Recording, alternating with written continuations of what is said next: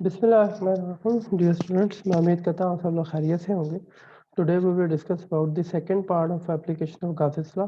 Last time हमने गासिस law पढ़ा था और हमने डिस्कस किया था कि किस तरह से जो है गासिस लॉ को अप्लाई करते हुए हम उसकी लीनियर डिस्ट्रीब्यूशन, सरफेस डिस्ट्रीब्यूशन और वॉल्यूम चार्ज डिस्ट्रीब्यूशन के लिए इलेक्ट्रिक फ्लक्स को कंप्यूट कर सकते हैं।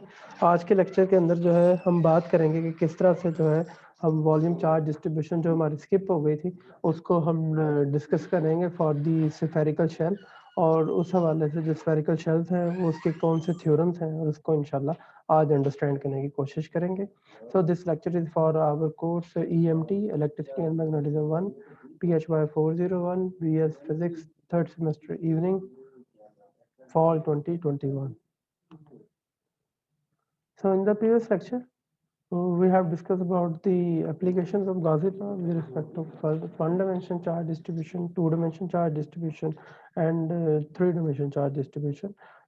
To keep on continuing, we will discuss the application for the shell theorems and 3D definition for shell theorems and Gaussian law for the conductors. So, to understand what is shell theorem, we have supposed that we are takenly a spherical symmetric shell of charge.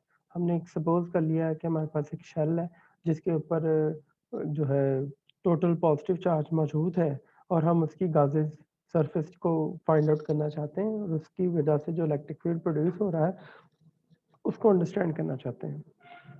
जैसा कि आप जानते हैं कि हमारे पास जो shell theorem है वो ऑब्वियसली किसी न किसी शेल के ऊपर लगाया जाएगा, तो उस हवाले से हमने गाशियन सरफेसेस को लेना है इनसाइड और आउटसाइड के लिए। तो उस हवाले से आपके पास यहाँ पे उन्होंने हाईलाइट भी किया है कि यहाँ पे हम सरफेसेस को लेंगे इनसाइड के लिए और आउटसाइड के लिए। Then we will use the गॉसिस law और उसकी स्फेरिकल सिमेट्री को लेंगे। तो हम गॉसिस लॉ अप्लाई करेंगे किस सिचुएशन के लिए, स्फेरिकल सिमेट्री के लिए, और वो जो स्फेरिकल सिमेट्री होगी वो उसके लिए हम फ्लक्स के इंटीग्रल को कैलकुलेट करेंगे for a point charge distribution के लिहाज से। तो ये सब किस तरह से किया जा सकता है, सबसे पहले जो हमने सपोज किया हुआ है कि आपके पास शेल है उस सब के ऊपर हम सपोज कर लेंगे कि ये एक पॉजिटिव चार्ज है। ठीक है जी, जैसा कि आप इस साइड पे देख सकते हैं कि मैं आपको बना के दिखा रहा हूँ। तो ये एक सेल है और we are supposing that we have here is a continuous positive charge और जो कि यूनिफॉर्मली डिस्ट्रीब्यूटेड है। And then now we have two options ये हैं कि आप इस शेल के या तो इनसाइड इलेक्ट्रिक फील्ड क्या है वो फाइंड आउट कर लें, इलेक्ट्रिक फील्ड इनसाइड क्या है। In the same way you can compute that कि इलेक्ट्रिक फील्ड जो आउटसाइड है वो क्या है। तो एक को हम इन कह देंगे, एक को आउट कह देंगे और उसके मुताबिक जो है आप इसको वैल्यूएट कर सकते हैं। This is the outside, this is the inside electric field, और उसके मुताबिक हम इनको रिलेट करना चाहते हैं। आइए देखें, सबसे पहले अगर हम किसी गाशियन सरफेस को इनसाइड लेते हैं, मीन टू से अगर आप इनसाइड कोई पॉइंट ले रहे हैं तो देन पॉइंट जो होगा वो इनसाइड लोकेट होगा, और अगर आप किसी सरफेस का इलेक्ट्रिक फ्लक्स जो है आउटसाइड लेना चाहते हैं तो वो उस सरफेस से क्या होगा जी, पॉइंट बाहर लोकेट किया जाएगा। तो उस हवाले से ये दोनों काम ही किए जा सकते हैं। तो उस हवाले से आपके पास क्या होगा, जरा देखिएगा। जैसा कि आप यहाँ पे देख सकते हैं कि हमने यहाँ पे एक स्फेरिकल शेल लिया है जिसके ऊपर एक पॉजिटिव चार्ज है और ये सारे का सारा पॉजिटिव चार्ज यहाँ पे अवेलेबल है, और इस सब के ऊपर जो नेट चार्ज है that is the plus Q. और हम इस पॉइंट के लिए जो सबसे पहली बात देख रहे हैं वो पॉइंट्स आउटसाइड रख रहे हैं। तो उसका तरीकाकार ये है कि हमने एक ब्लू कलर की गाशियन सरफेस को लिया है जो कि इस पॉइंट, ब्लू वाले पॉइंट को, प्लम कलर के पॉइंट को इंटरसेक्ट करता हुआ और इस पर रिजाइड करता हुआ नजर आ रहा है आपको, और इसमें से गुजर रहा है। एज यू कैन सी है कि आपके पास ये जो पॉइंट है इसका डिस्टेंस जो है वो सेंटर से आर है, जबकि शेल जो है उसकी इंटरनल रेडियस ए है और एक्सटर्नल रेडियस बी है। तो आप देख सकते हैं जो गाशियन सरफेस है उसके अंदर इनक्लोज चार्ज कितना है, टोटल क्यू है। So you can directly apply here a formula of the गॉसिस law, और ये इसकी इंटीग्रल फॉर्म यूज की गई है। E dot D A is equal to ई की वैल्यू है और 4 पाई आर स्क्वायर आ जाएगा। तो ये डायरेक्टली इनक्लोज लिखा जा सकता है according to the गॉसिस law, total charge enclose over epsilon not. تو اس حوالے سے آپ کے پاس جو ٹوٹل ویلیو ہو جائے گی چارج کی اور ٹوٹل الیکٹرک فیلڈ کی ویلیو جو ہے وہ کمپیوٹ کی جا سکتی ہے. And we can compute here as کہ آپ کے پاس جو ٹوٹل الیکٹرک فلکس ہوگا it can be computed as this formula while we can compute the electric field as E is equal to Q over 4 pi epsilon naught R square. تو اس حوالے سے ہم اس کو کمپیوٹ کر سکتے ہیں. تو اس حوالے سے آپ کے پاس یہ جو الیکٹرک فلکس ہے وہ کمپیوٹ کیا جا سکتا ہے اور وہ برابر ہوگا Q ناٹ ٹائمس جتنا چارج انکلوز ہے اوور ایپسلون ناٹ کے حساب سے. As you can see easily here above yields the point charge formula, so field of the shell mimics as a point charge. تو اس سے آپ یہ بھی دیکھ سکتے ہیں کہ یہ الیکٹرک فیلڈ کا فارمولا ویسا ہی ہے جیسا آپ کے پاس پوائنٹ چارج کا ہوتا ہے اور وہ یہ بتانے کی کوشش کر رہا ہے کہ آپ کے پاس جو شیل ہوتے ہیں ایکچولی طور پہ ان کا بیہیویئر پوائنٹ چارج کی طرح کیا ہی کیا آبزرو کیا جاتا ہے. Similarly, for the case when you have inside point of observation, تو تب آپ کے پاس جو ہے اس شیل کے لحاظ سے الیکٹرک فلکس کیا ہوگا جب آپ شیل کے انسائڈ موو کرتے ہیں. Then the situation is quite similar to the previous one.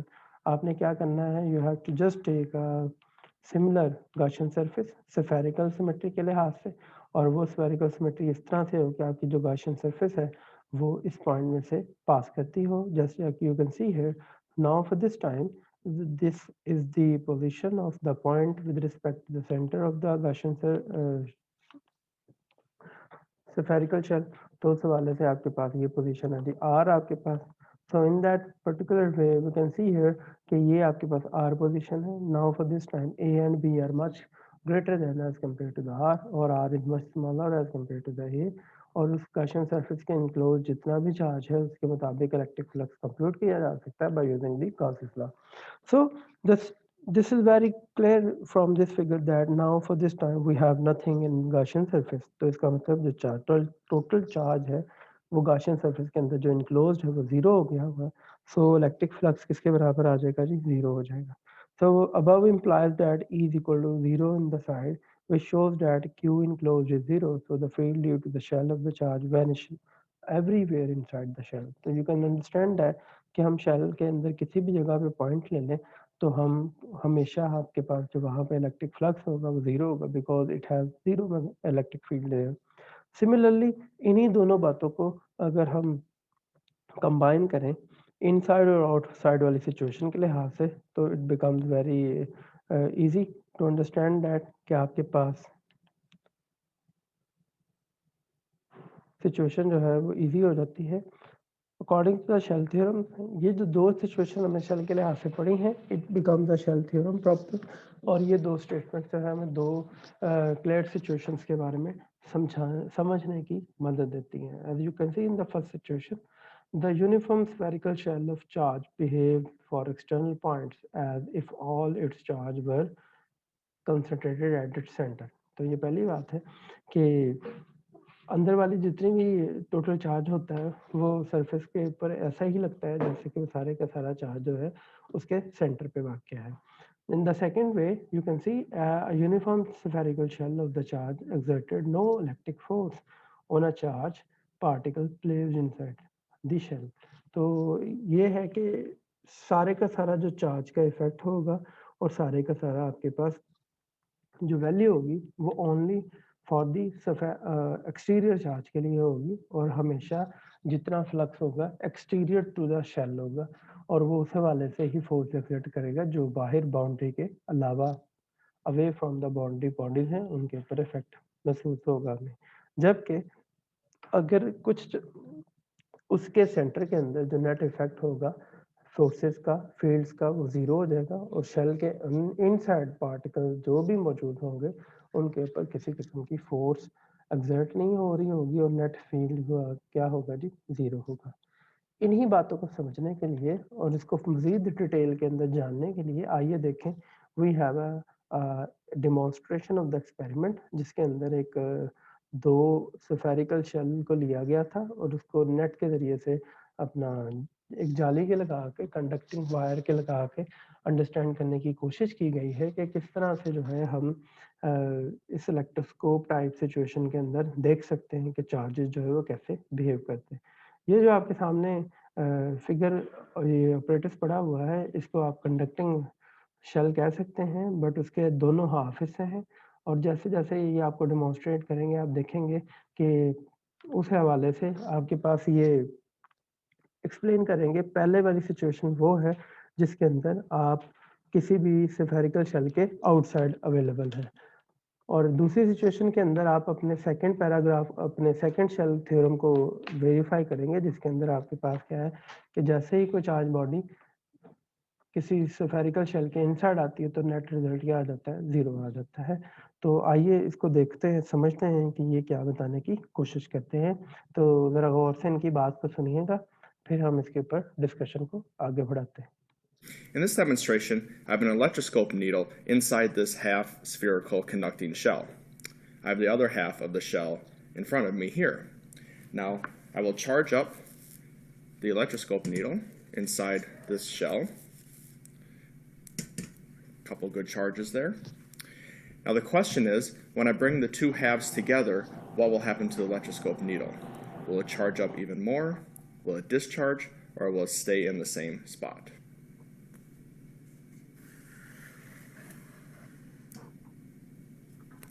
So as you can see, the electroscope needle discharged completely. Gauss's law tells us that charge likes to be on the outside of a conducting surface. So once I brought the two halves together, I formed a conducting surface. All the charge went to the outside, discharging the needle. Now, if I separate the two halves,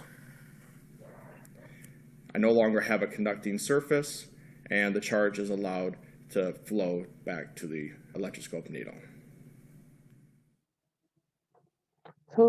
جیسا کہ آپ نے ابھی دیکھا تو انہوں نے ہمیں دونوں ہی شیل تھیورمز کو پروف کر کے بتا دیا کہ کس طرح سے جو ہے ہمارے پاس شیل تھیورمز جو ہے وہ سچویشن ٹو سچویشن اپلائی کیا جا سکتے ہیں, اور اس سے ہم اپنی انڈرسٹینڈنگ کو بنانے کے بعد ہم ان کو اپنی ریئل لائف اپلیکیشنز کے اندر استعمال کر سکتے ہیں.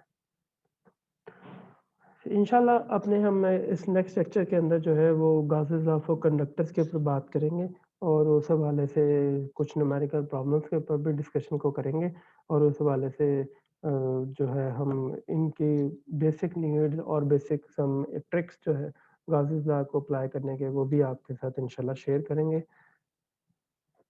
میں امید کرتا ہوں آپ کو اس لیکچر کی سمجھ آئی ہوگی. یہ ویسے تو it's quite short lecture, but انشاءاللہ جو ہے پھر بھی کسی قسم کا کوئی پرابلم ہے, ڈسکشن ہے, کنفیوژن ہے تو you can join our interactive session. آپ زوم میٹنگ کے ذریعے سے, واٹس ایپ گروپ کے ذریعے سے اور یوٹیوب کمنٹ سیکشن کے ذریعے سے اپنے کنفیوژن اور کوشچنس کو پوچھ سکتے ہیں. اپنا خیال رکھیے گا. اللہ حافظ.